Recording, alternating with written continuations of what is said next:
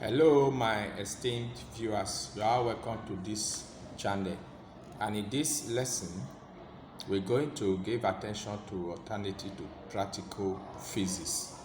So if you are a student to preparing for GCE and you are wondering how do I approach alternative to physics practicals, then this channel is for you. In this video, we're going to look at the resistance bus. The resistance bus is a very common examination question in GCE. Now, as you can see in this picture, this is a simple circuit. A circuit is simply the complete path along which electric current flows. And in this circuit, we have the resistance bus, we have the cell battery, we have the ammeters, as well as the key. Now, the top of this resistance bus can be illustrated like this.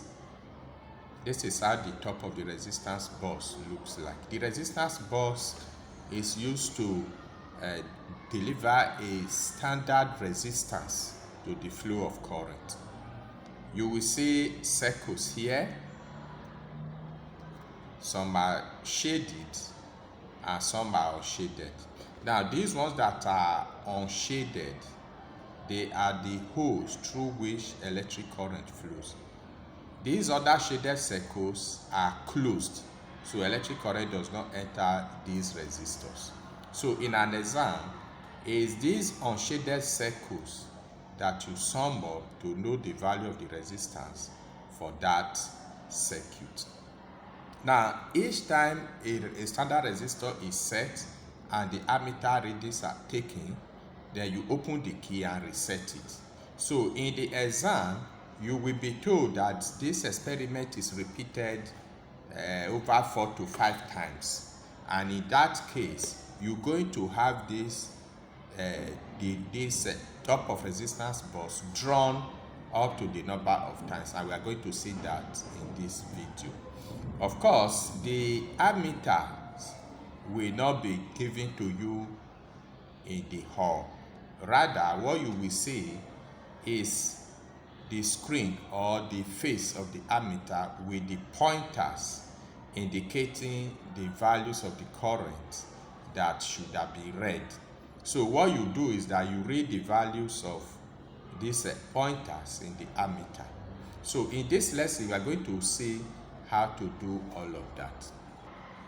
The alternative to physics practical is more or less ability to take instructions. And you are going to see something like this. Read and record the resistance R from the resistance bus. So when you are told this, it means you're going to read a number of resistors. So you will say something like this. It will be drawn for you. You will say the first, you say the second, then you say the third, you say the fourth, and you say the fifth one. So if you are told to read and record the resistances, then you are going to read all of them and put them down. You can also be told to read the current from the various ammeters in the circuit. For instance, you can be told that I1 is the current from ammeter A, and then I2 is the current from ammeter B. Then you read up the values and then calculate I1 raised to power minus 1 and I2 raised to power minus 1. Also calculate P equals to this inverse plus this inverse. Then this is where the instruction now comes in. Tabulate your readings. Plot a graph of P against R and determine the slope of your graph. Then state 2 precautions you would have taken if you were to perform this experiment in the laboratory. Now, this is the pattern the examination usually take. So what we're going to do, you will prepare a table. The order of appearance of what you were told to read, you prepare a table like that. For instance, you were told to read the value of the resistances. So you will write R for resistance, something like this. You will prepare a table of values. You're going to have something like this. Now in this table, what you have first is I. This I represent the serial number. So you have 1, 2, 3, 4, 5, which means the experiment was conducted 5 times. The first thing they asked you to read was the resistances from the standard resistors or the resistance bus. So that should come first. Then you were also told to read I1. That's why you are having I1 here. Then the next thing they said was I2. Then I1 inverse, I2 inverse, then P equals to I1 inverse plus I2 inverse. So the order in which the parameters appear in the question, that is how you will also prepare your table. It's this table that really determines how your result will be. Make sure you don't skip anything. Now we're going to read the resistances now from the various resistance buses that were shown. So let's go there. Now in the first resistance bus, these are the circles we have. These are unshaded, so you add them. This plus this will give you 3. So your first value of R, which will correspond to number 1, will be 3. Then this one, only these 2 ohm resistor is unshaded. The other ones are shaded. So you leave this other one, you pick only this. The second one will be 2. Then we go to the third one. This and this will be 4. That's 1 plus 3 will be 4. Then the fourth one will be 7 plus 10. That will give us 17. And of course, the fifth one will be 3 plus 6. That will give us 9. Now, let's look at them again so that you will not remember. You will soon see the values. The first one is 3. The second one is 2. The third one is 4. The fourth one is 17. And the fifth one is 9. Now, let's see the result in the table. Just like we said earlier, the first value is 3. The second one is 2. The third one is 4. The fourth one is 17. And the fifth one is 9. So you say this serial number is written against the numbers. The first one was 3, the second one 2, the third one 4, the fourth one 17, and the fifth one was 9. So under the column for resistance, you read the values of the resistances from the resistance bus and you put them down accordingly. Now let's go and read the values of the current from I1 and I2. So let's go there. Now this is the face of the first ammeter, that's ammeter A. Now if you check, the face is calibrated. You have 0, you have 1, 2, 3, 4, and 5. Now what you do first, you see in between 0 and 1, you have 10 tiny lines. You count them, you get 10. Then in between 1 and 2, you also have 10 tiny lines. So which means if 10 tiny lines is equals to 1, that is between 0 and 1 is 1, between 2 and 1 is 1, between 3 and 2 is 1.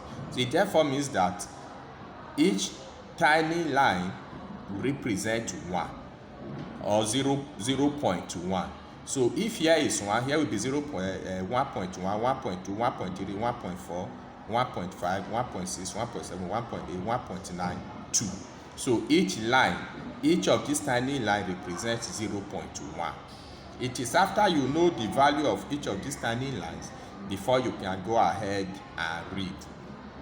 Now, the first pointer here, that's number 1, is at 1.1. The second one is at 1.3. The third one is at 1.7. The fourth one is at 2. And the fifth one is at 2.9. So while we are reading, you can just have a piece of paper by your side and join me and read. The first one here is 1.1, so you can have 1.1. The second one is 1.3, write it down, 1.3. Then the third one is 1.7, you write it down, 1.7. The fourth one is 2.0.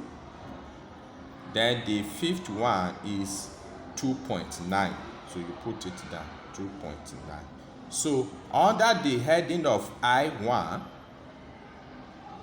right, these are the values of the current we have read. The first one is 1.1, 1.3, 1.7, 2.0, and 2.9. Now, one important thing about this result is that if you are writing to one decimal place, all your answers must be to one decimal place. If it is to 2 dp, all your values must be written to 2 dp. In other words, your answers must be consistent. You don't write randomly in the alternative to physics practicals. So again, here is 1.1, 1.3, 1.7, 2.0, 2.9.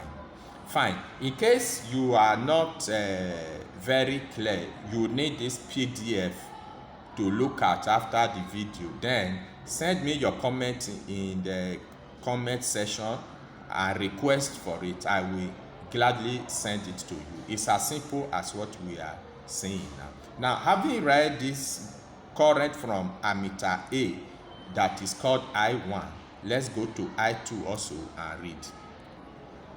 Yes, this is I2. That is the current from the second ammeter, ammeter B. Again, you check the calibrations. Between 3 and 4, that's one interval of 1. You also have 10 tiny lines between 3 and 4. So that goes to show that each tiny line again is 0.1. Now the first one here will be 3.2. So with a piece of paper, you write it down. Look at what I have here.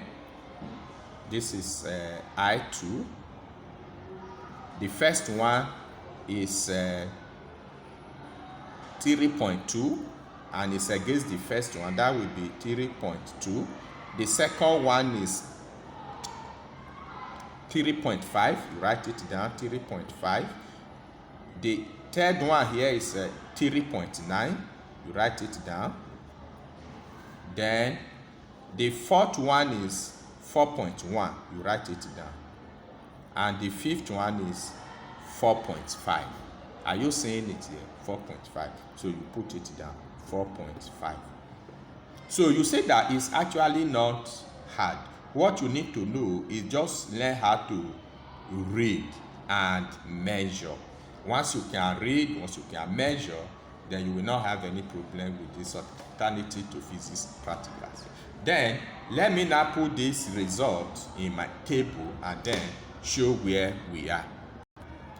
All right, so this is my comprehensive table. The first one here is my serial number. The second one is the resistance. The third one is I1. That's the current from the first ammeter, current from the second ammeter. Now we've already read the values of the resistors. We've read I1. We've read I2. Remember the values we read from I1 and I2 as we wrote on this piece of paper is exactly what was transferred here. The first one here is 1.1. For I2 it was 3.2 in that order. Now if you look at these values, I've actually transformed them to 2 dp. In that case, in an exam, I should have added 0.00 here, 0.00, 0.00, 0.00, 0.00, so that all of them will be to 2 dp. The next column here is I1 inverse. You recall that from your mathematics, I inverse is the same thing as 1 all over I. So here is I1. So here will be I1. That means this column 1 over 1.1, that will give us 0.91. 1 over 1.3, that will give us this. 1 over 1.7 will give us this. 1 over 2 will give us 0.5. You are aware of that. 1 over 2.9 will give us 0.34. Then this other column is I2 inverse. You come to this I2, 1 over 3.2 will give you this, 1 over 3.5 will give you this, 1 over 3.9 will give you this, 1 over 4.1 will give you this, 1 over 5.0 will give you this.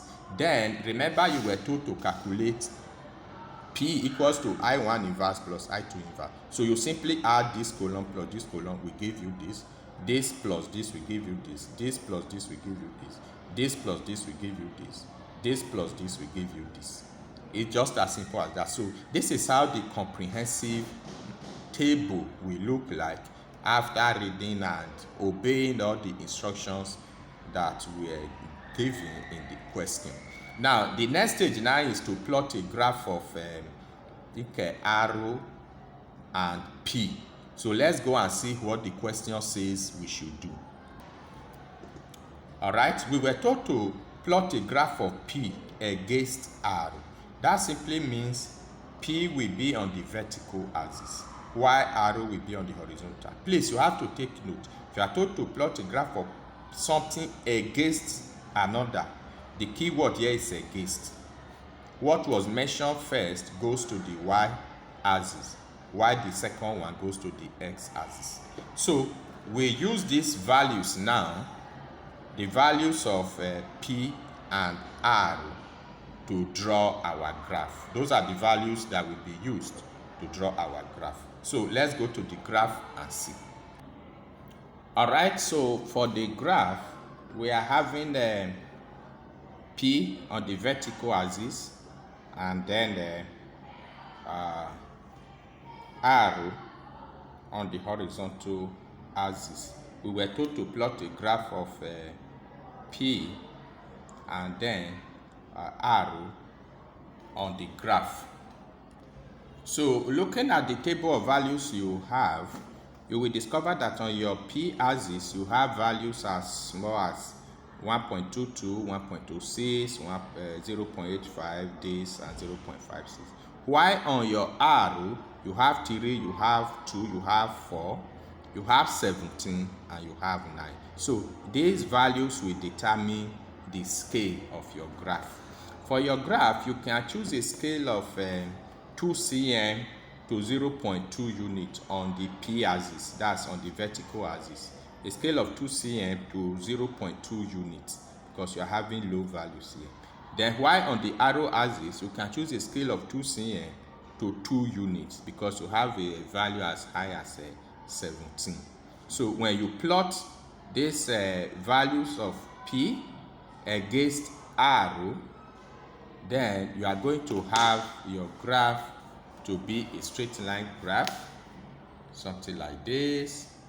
You will see the straight line graph in this order. So I cannot really show everything completely. It's a very big graph. Your graph should be very big and not microscopic. So what I expect you to do is that with these values that has already been given, you plot your graph and then draw it. After plotting, you draw.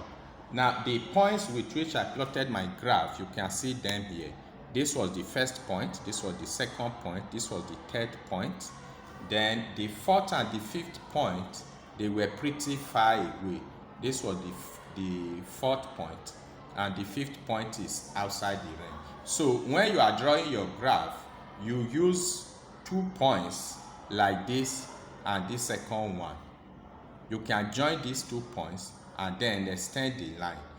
While some points will be below the line, like these two, this and this are below, the other point was on the other side, was away. So like I said earlier, if you need the PDF copies of the graph, the result and everything, you can just notify me in the description box or the comment section. I can forward them to you so that you glance through. Then the next thing we were asked to do is to calculate the slope of the graph. How do we get the slope of the graph? That is what you are seeing here. Sometimes slope can be represented as gradient. You can call it slope, you can call it gradient. It will be changing r over change in p, and that is the same thing as changing y-axis over changing x-axis. Mathematically, it will be y2 minus y1 over x2 minus x1. Then you choose 2 points from the graph. 2 points, you can easily get their values.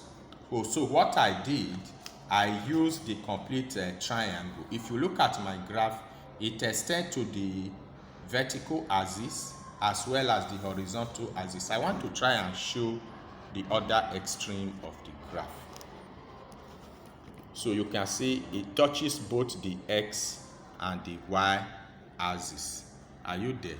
Now, these points where the graph touches both axes are called the intercept. This is the intercept on the y-axis, while the other one is the intercept on the x-axis. So it's this intercept on both axes that I used to calculate my gradient. So the values on my x-intercept was 0 when y is this. When s was 0, y was this. When s was this, y was 0. So I put these values into this formula and I calculated my gradient and I got minus 0.09. So what are some of the precautions you would have taken if you were to perform this experiment in the laboratory? This aspect of the exam is very, very sensitive. The question says, state 2 precautions you would have taken if you were to perform this experiment in the laboratory. What you do here is that you dare not command the examiner, do this, do that. Rather, use this pronoun I. If I were to perform this experiment in the laboratory, I would have ensured tight connections. That's a very good precautions under electricity. You know, resistance bus is under electricity. I would have ensured tight connections. Another important precaution you take under electricity is that I would have avoided parallax errors, or I would have avoided zero errors. These are errors you can easily make when performing experiments under electricity.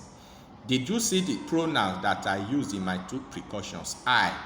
Don't tell the examiner, ensure tight connection. It's not the examiner that would have done the experiment. So use this pronoun, I. Then you will get your full marks. Thank you very much for joining me in this video. And if you have any question, if you have any observation, if any part of the discussion is not clear, very fine. Drop your comment in the description box. I will be glad enough to respond to all your concerns. Thank you very much for watching. Hope to see you in my next video. Bye.